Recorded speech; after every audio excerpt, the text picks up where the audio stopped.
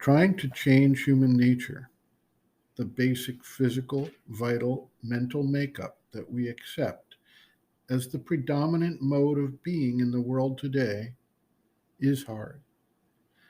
The actions and reactions of the body, the senses, the vital energy, the organ systems, the emotional system, the hormonal responses, and the mental habits are deeply embedded. When someone tries to change any of these elements, he runs up against walls, obstacles, and resistance. It is easy to try to shift the responsibility for these difficulties to some external, third party, adverse being. But for most people, there is no real need to invoke a hostile force to explain what is taking place. Sri Aurobindo provides guidance on how to distinguish between the normal conservative principle governing the lower nature from the action of a truly hostile force, as well as from divine energies, which can also work with an intensity that is overpowering for the individual awareness.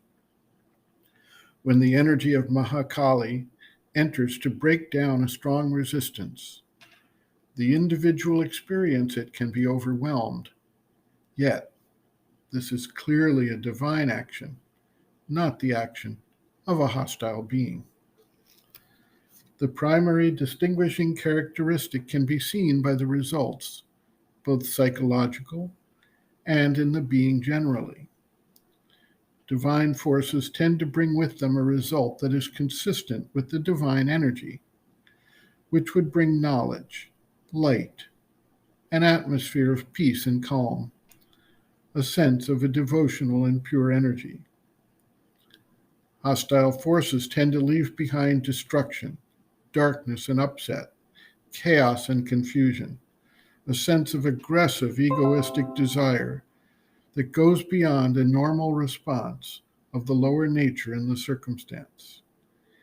In between, the lower nature of the human being is perhaps dull, perhaps filled with desires, perhaps opinionated and self-satisfied with its understanding. But this is not the same as the kind of wreckage the hostile forces tend to leave behind. Sri Aurobindo notes, quote, "The lower nature is ignorant and undivine, not in itself hostile, but shut to the light and truth. The hostile forces are anti-divine, not merely undivine.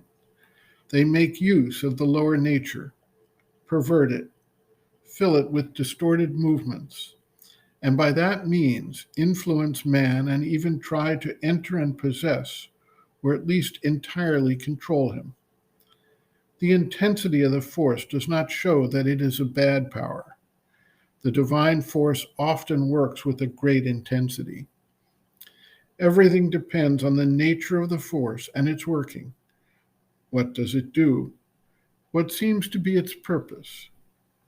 If it works to purify or open the system, or brings with it light or peace, or prepares the change of the thought, ideas, feelings, character, in the sense of a turning towards a higher consciousness, then it is the right force.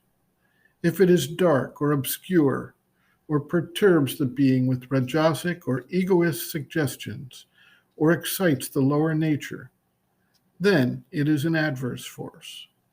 End quote.